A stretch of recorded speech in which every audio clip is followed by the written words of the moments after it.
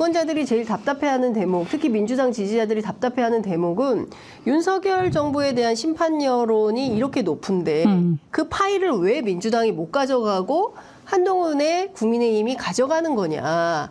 민주당이 좀 더 전략적으로 잘해야 되는 거 아니냐. 최근에 공천 관련해서 물론 이제 국민의힘은 선이후난 쉬운 거 먼저 풀고 어려운 거 나중에. 근데 지금 어려운 게 남아 있죠.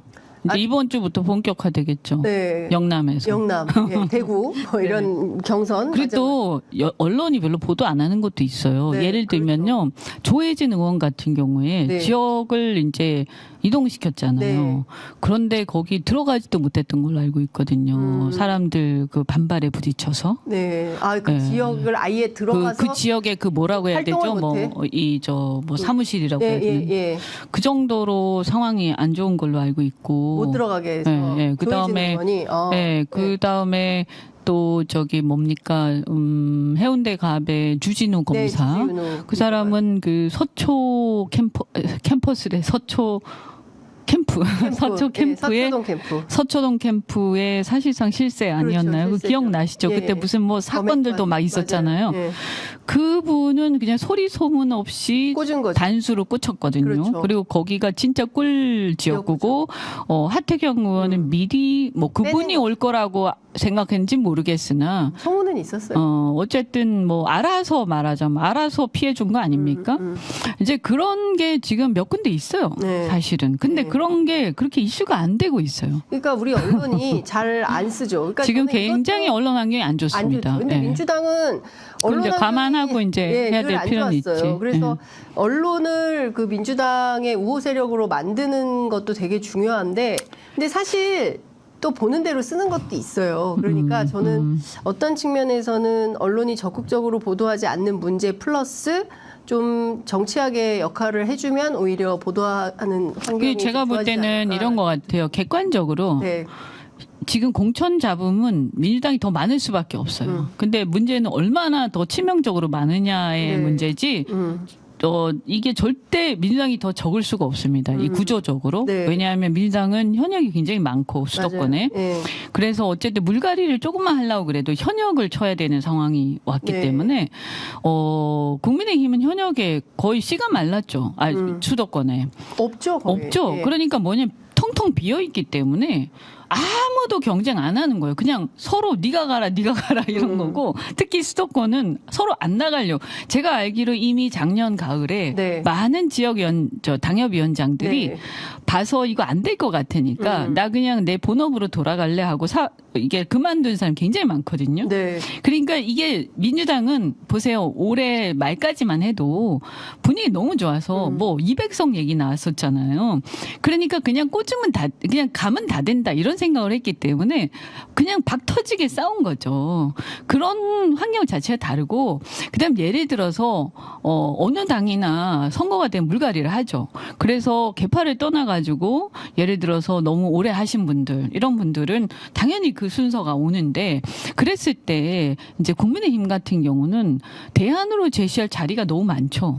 여당이잖아요. 네. 그러니까 뭐 어디 협회장도 있고 뭐 기관장도 있고 많으니까 또 장관도 있고. 네.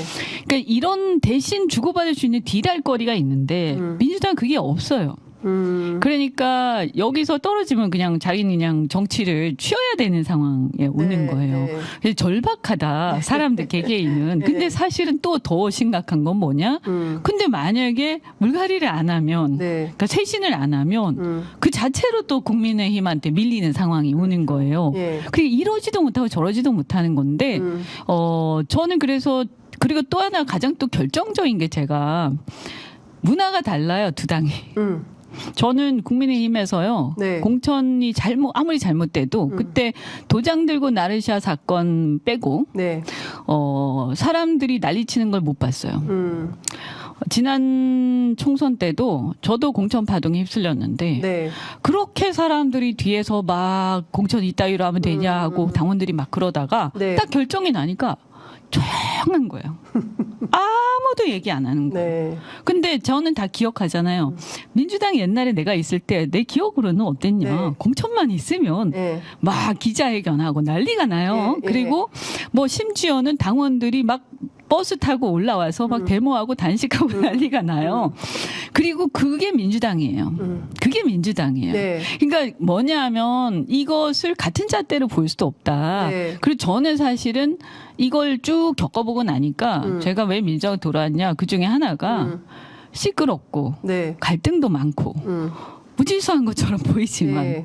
그게 민주적인 것이고 그 국민의힘처럼 찍소리도 못하고 찍어 누르면 찍어 누르는 대로 전당대회고 뭐고 그냥 쫙 줄 서고 숨 막히는 그것보다는 네. 이게 낫다.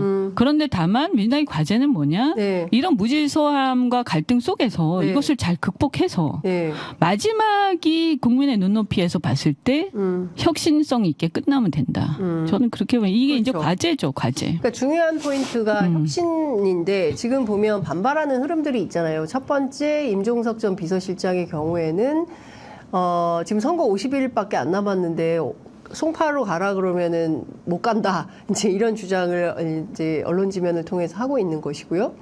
그리고 광주 같은 경우에도 여론조사에서 1위 한 사람 노영욱 전 장관 컷오프가 되고 그다음에 민영배 의원 지역구에서는 2, 3등 빼고 꼴찌하고 경선을 붙인다거나 또 여론조사에서 유력한 뭐 홍영표, 이인영 뭐 이런 현역들을 빼고 나머지 가지고 뭐 적합도 조사를 한다거나 뭐 이런 등등을 놓고 봤을 때 민주당의 공천이 잘 되고 있다. 이런 점수를 줄 수 있냐에 대한 문제 제기는 어떻게 보세요?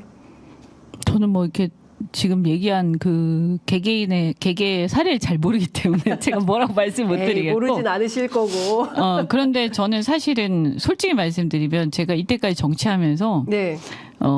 민주당 떠난 이래로 정말 철저하게 저는 개파라든가 어떤 내부의 그런 거에 그런 것보다는 이제 국민들의 눈높이에서 얘기를 많이 해왔거든요. 네. 그래서 사실은 국민들이 보면 제일 관심사가 쟤네들이 지금 윤석열 정권을 잘 견제할 수 있을까? 이거겠죠. 아, 민주당이 과연 윤석열 정권 국민들이 보는 건 그거겠죠. 그 다음에 네. 저 친구들은 과연 좀 변화하고 있는가? 실력 있나? 좀 변화하고 있나? 이 변화의 내용이 뭐예요? 586? 뭐 그 찝어서 말할 건 네, 아니고요. 네. 그것은 개파하고 상관이 없어요. 나이가 좀 많고 또는 586이었다 하더라도 시대의 흐름을 잘 따라가는 사람도 있을 네. 거고요. 어쨌든 국민들이 볼 때 네. 이제 수명을 다했다라는 정치인도 있을 거고 그것은 그렇게 딱 잘라서 이제 각자가 자기 이해관계에 맞춰서 막 얘기하겠지만 네. 그렇게 할 일은 아니죠, 사실은. 그래서 이제 뭐 어떤 개개의 그런 건 제가 잘 모르지만 예를 들면 이제 뭐 지난 정권 때 굉장히 깊숙이 관여하셨던 분이라도 네. 이제 뭐 박수현 의원이라든가 고민정 의원이라든가 네. 이런 분들은 또 잘 해결이 됐잖아요. 네. 그러면 어떻게 보면 오히려 막 단수로 바로 그냥 해줬잖아요. 그러면 근데 그런 경우에 이제 누가 보더라도 대중성이 좀 있고 네. 특별한 어떤 그게 없는 경우들이잖아요. 그러니까 어떤 그걸 개파로 보는 게 맞나 하는 생각도 좀 들고 이제 권력의 교체기에는 항상 신고 권력 간의 갈등들이 있는데 네. 제가 이렇게 쭉 보면 민주당은 한 6대 4가 4대 6이 되거나 이런 경우는 있어도 네. 한쪽이 완전히 전멸하거나 그런 경우는 없었던 것 같아요. 근데 제가 왜 국민의힘하고 네. 제가 너무 잘 아니까 네. 국민의힘은 100이 0이 돼요. 100이 0이 된다? 이게 무슨 말이에요? 반윤이 없어져요. 사라져요. 민주당처럼 이렇지가 않아요. 네. 그러니까 이건 뭐 기대 수준의 문제인데 네. 제가 겪어보니까 예. 아까 그랬잖아요. 숨이 숨을 쉴 수 없는 것과 네. 시끄럽고 힘들지만 예. 그래도 꾸역꾸역 가는 조직의 차이. 둘 다 뭐 그렇게 아주 좋은 건 아니겠죠. 하지만 굳이 비교하자면 그래도 잘 해서 여길 잘 이렇게 잘 만들어서 극복해 가는 게 답이다. 네. 라고 저는 판단해서 여기 온 거고 예. 특히나 반윤 보세요. 국민의힘의 반윤이 어디 있어요 지금. 그러니까 국민의힘은 조용한 게 아니라 찍소리를 못 하는 거예요. 근데 네. 다 죽은 거예요. 반윤은 다 쫓겨났고 네. 다 징계받았고 저도 징계받았잖아요. 네. 그 인사 비판한다고. 네. 그죠? 말이 안 되죠. 그런데 다 징계받고 입틀막이에요. 일단 비판하면 입을 입틀막이에요. 네, 그러니까 비판 입틀막 안 할 사람만 남아 있는 거예요. 근데 비판 안 할 사람들이 그 사람들이 뭐 공천에 대해서 알걸 하겠습니까? 안 하죠. 또 그게 있을 수 있잖아요. 캐비넷. 네, 그렇죠.